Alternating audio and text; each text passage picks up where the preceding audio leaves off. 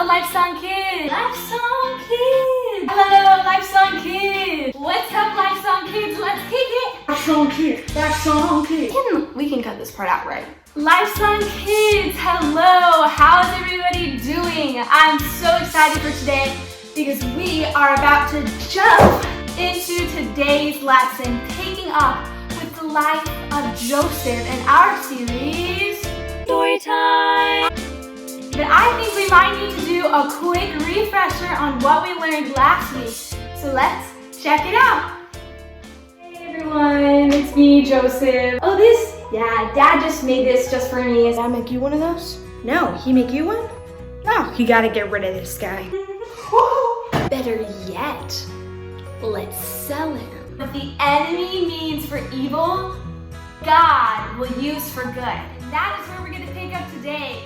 What the enemy means for evil, God is going to use for good. So let's go ahead and get started.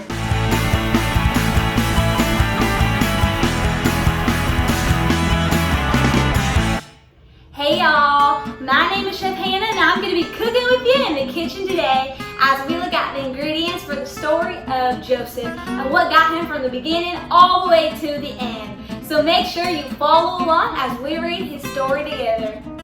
The traders took Joseph to Egypt. He was thrown into jail, but he did nothing wrong. Joseph trusted God to help him. So Joseph is thrown in prison for something that he did not do?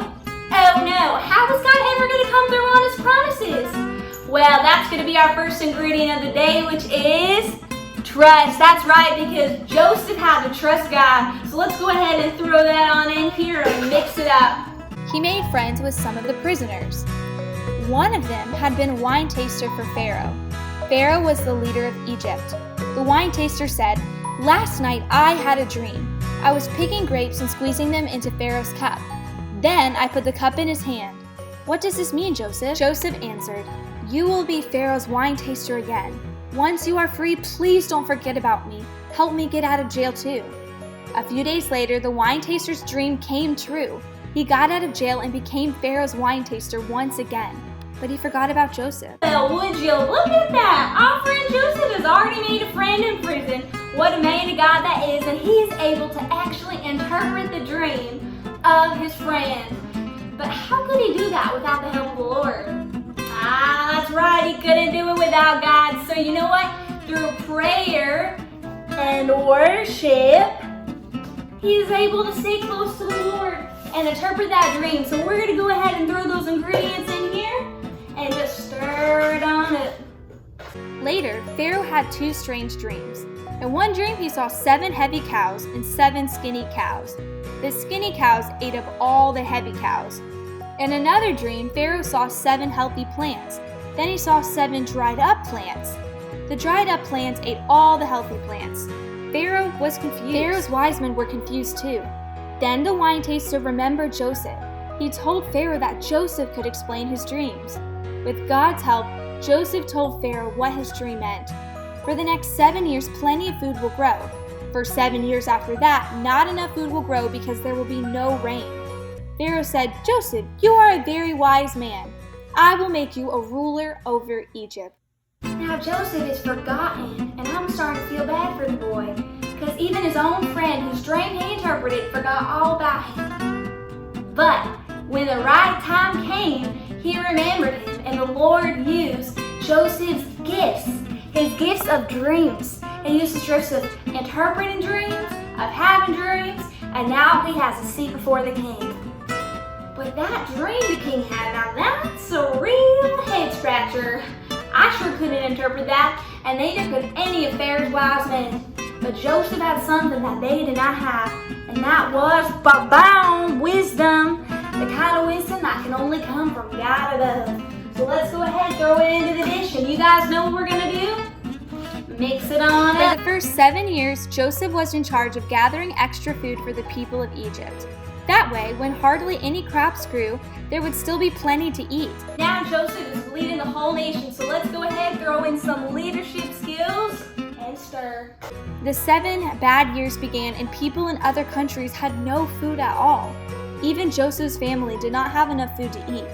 So Joseph's father sent his sons to Egypt to buy some food. When the brothers arrived in Egypt, they went to Joseph and bowed down to him.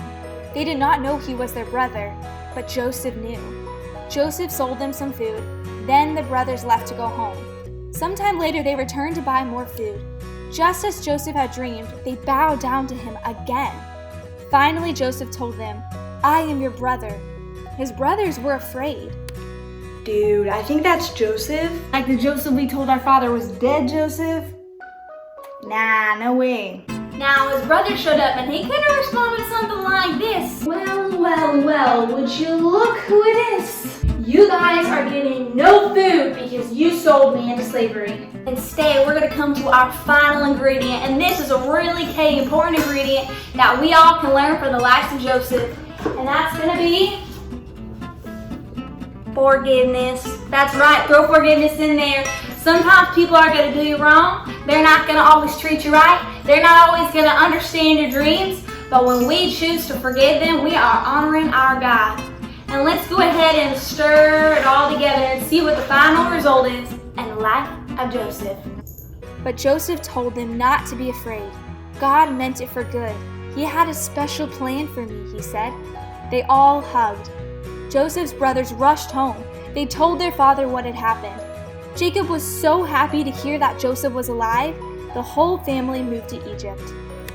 Hallelujah, our God is faithful indeed. Let's go ahead and head back into the classroom to hear what our friend Julie has to say about it. Guys, this was the moment that Joseph dreamed about when he was only 17 years old. And now, all his years later, it is actually happening. God actually fulfilled the dreams he gave him. It just looked nothing like what he thought it would. Our main point for the day is going to be, I will be faithful because my God has not forgotten me. I will be faithful because my God has not forgotten me. It would be really easy for Joseph to feel forgotten. By his family, his own father thought he was dead. By God, he went to prison when he did nothing wrong. And he could have been asking God, God, where were you? What about the dreams you placed in my heart? His friend that he made in prison, whose dream he interpreted, he forgot about him. Time and time again, he felt like he had been forgotten, but God was faithful to him, and God knew what he was doing the whole time.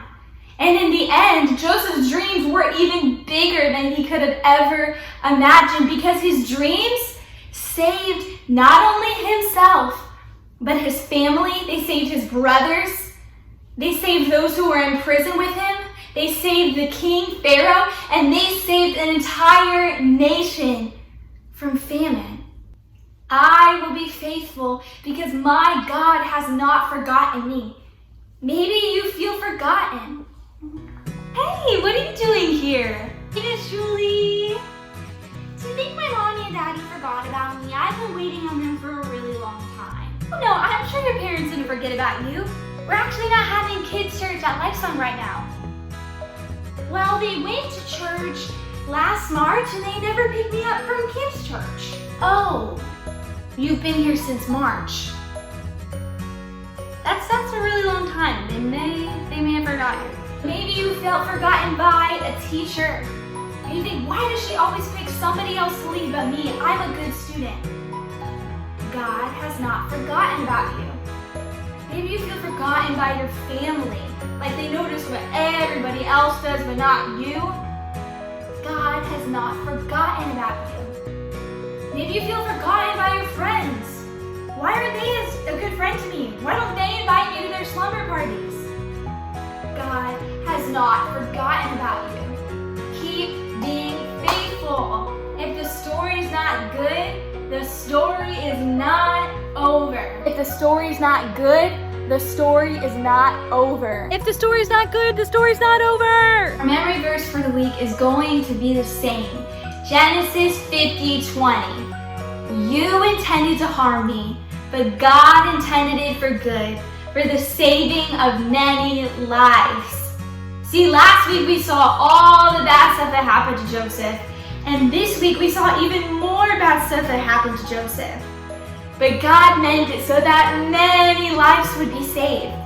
Because not only was Joseph's dreams fulfilled, but his brothers' lives were saved, his nation's lives were saved in Egypt, the king, the prisoners, because they intended to harm him, but God meant it for good, so that many would be saved. What dream has God given you? Don't give up on your dreams. Say it with me. I will be faithful because my God has not forgotten me.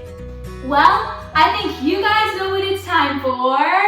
A praise party. My God has not forgotten me. My God has not forgotten me. Hey, well, I'll see you guys next week. Keep loving out loud.